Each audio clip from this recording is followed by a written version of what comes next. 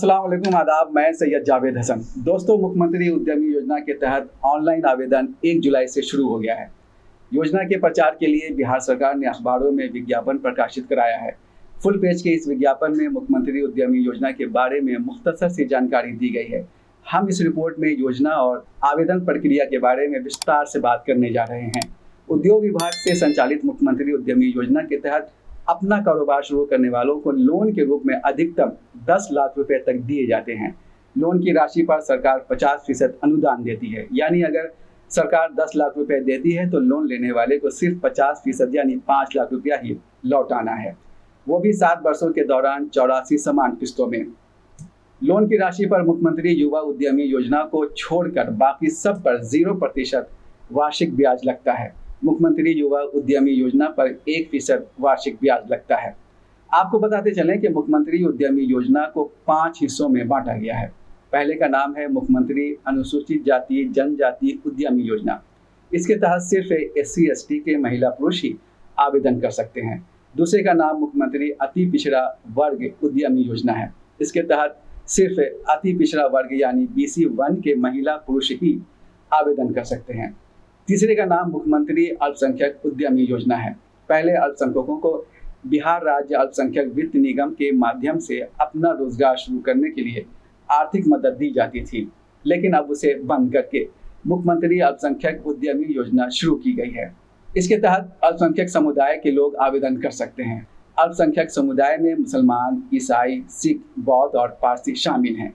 चौथे हिस्से का नाम मुख्यमंत्री युवा उद्यमी योजना है। इसके तहत सिर्फ सामान्य और पिछड़ा वर्ग यानी BC2 के पुरुष आवेदन कर सकते हैं। इसका जिक्र हम पहले भी कर चुके हैं। पांचवें और आखिरी हिस्से का नाम मुख्यमंत्री महिला उद्यमी योजना है।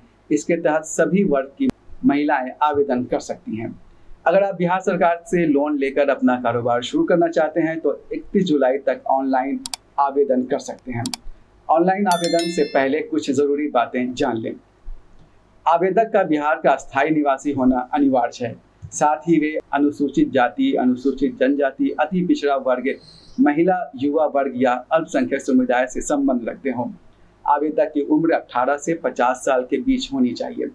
आवेदक की शैक्षणिक योग्यता कम से कम इंटर या 10+2 या ITI, पॉलिटेक्निक, डिप्लोमा या समकक्ष पास होनी चाहिए।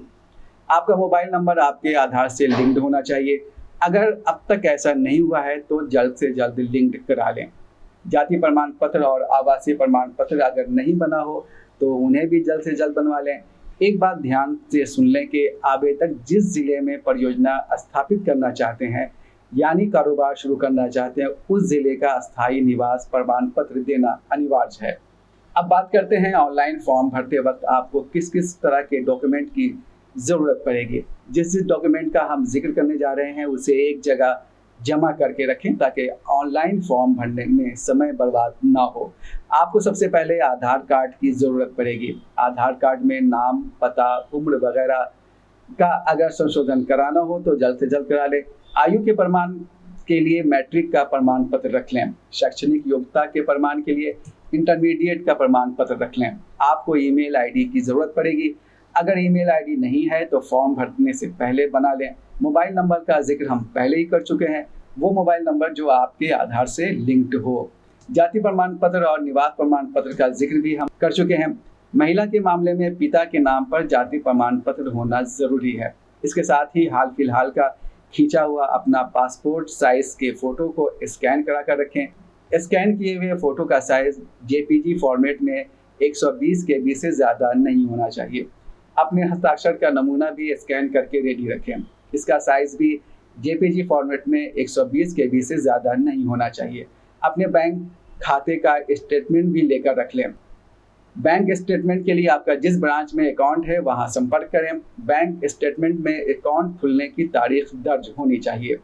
बैंक अकाउंट है तो पासबुक भी होना चाहिए। पासबुक नहीं है तो जल्द से जल्द पासबुक इशू करा लें, इसलिए कि रद्द किया गया चेक भी डॉक्यूमेंट के रूप में अपलोड करना होता है।